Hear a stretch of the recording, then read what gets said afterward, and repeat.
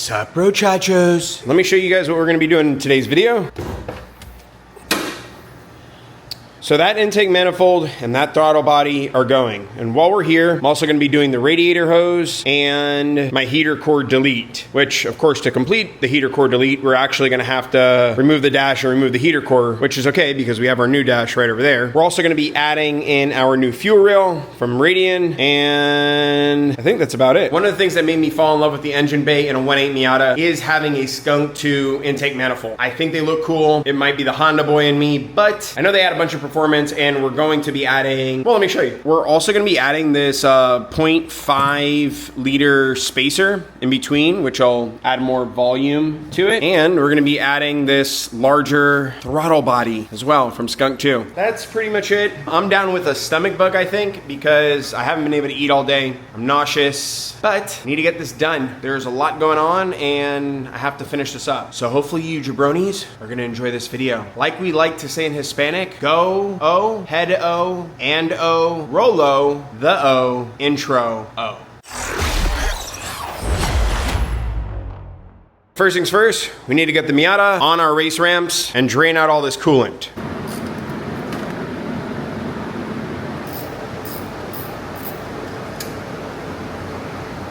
I just decided that I'm gonna replace the alternator, the water pump belt, power steering belt, alternator belt, all the belts. And I'm gonna replace the starter. I just ordered it and I overnighted it, so hopefully it'll be here tomorrow. I'm gonna replace these. I figured I might as well do it. I'm right here. It's gonna be easier to do it if something ever happens. I don't wanna have to go through this whole process again. It's super easy to do from up here, so we're gonna change that out. We're gonna change that out. And right now, I'm gonna tackle the heater core delete. And I'm gonna go ahead and reroute this over in there somewhere. For those who are interested in doing a heater core delete, this is the hose that I went with, and Gates makes some of the best stuff. I pretty much replace all my belts on all my cars with Gates belts. One more thing on the hose, not that it's needed, but it sure makes it look a lot cleaner. I took off 5 inches from this end of the hose, so the end that goes right here. This way it sits tighter to down here and it's not like big and very noticeable. And that's the finished product. As you can see, it's nice and tidy and short and as close down to the bottom as possible. I'm just gonna go ahead and stick this thing on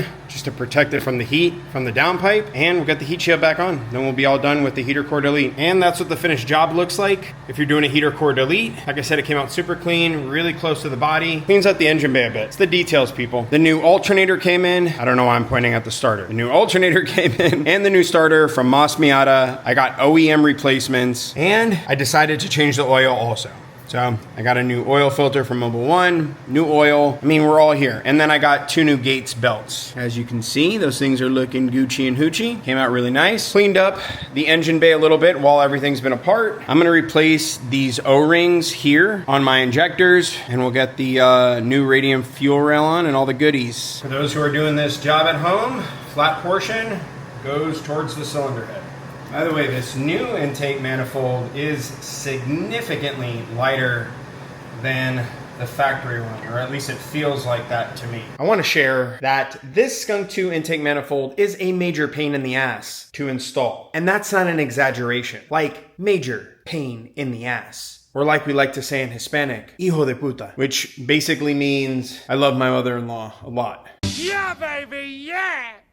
I got it all in, routed the radiator hose this way. By the way, I did have to take back out the starter and back out the alternator because there's no way in hell to tighten those bolts with the starter in and with the alternator in. It is not possible. I have every tool in the whole wide world, and I still couldn't do it. Take those out if you're looking to install this. I got everything hooked up, everything came out really nice. Now I do have our radium fuel rail to install. I'm missing the radium gauge. That should be here in a couple of days. And then we'll go ahead and pick back up and get this done and get that thing all buttoned up. I did take the liberty of moving the catch can and moving some stuff around and cleaning the engine bay up a little bit and rerouting things and removing some of the zip ties are everywhere. I also changed my Super Miata one out for this Fly Miata one because I don't really care for the orange stuff. And funny enough, I know I've mentioned my neighbor before in videos, but my neighbor Andrew, Andrew, who helped inspire my Miata build to begin with, Andrew had an extra one of these just lying around in his garage, along with a brand new gasket. That made a big difference. And then I also took out those nasty crummy bolts that were in there and replaced them with stainless steel hardware that's not gonna look like dog shit. I think the engine bay came out much cleaner without all the red lines everywhere. I bought a new one of those lines right there, the brake booster lines, because the one that was there, the red one, I didn't like it. I thought it looked tacky. The new one's looking black and it looks nice. And if you're wondering why I'm not installing that right now, it's because I'm waiting on new zinc hardware that has not yet arrived and should be here any day now also.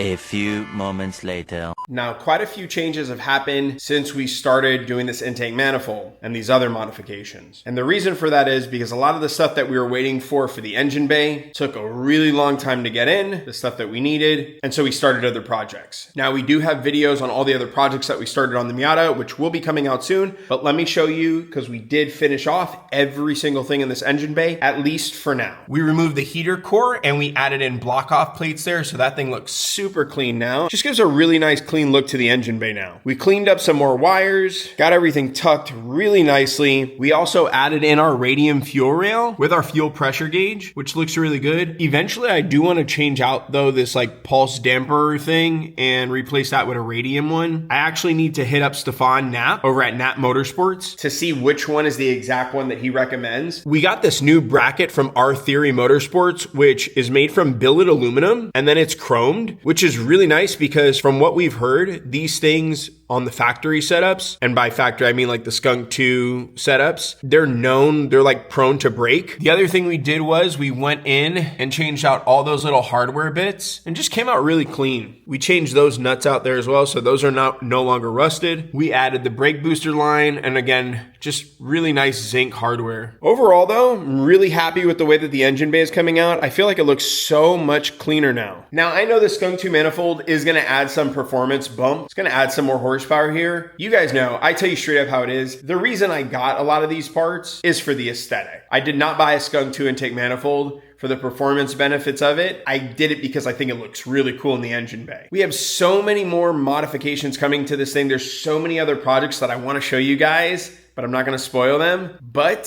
so many other cool things that are coming to Bulma, which I'm really, really stoked about. I haven't been this excited about a build in a really long time. Actually, any car for that matter. It's been quite some time that I've been this excited about doing a vehicle build. On that note, bro chachos, hopefully you found this video entertaining, useful, or downright dumb. And if you did, hit the like button. Or if you don't want to, don't. But either way, I appreciate you watching the video. Most importantly, above all, make sure you're putting out good energy into the world and you're paying it forward. I'll check you out later. Bye now.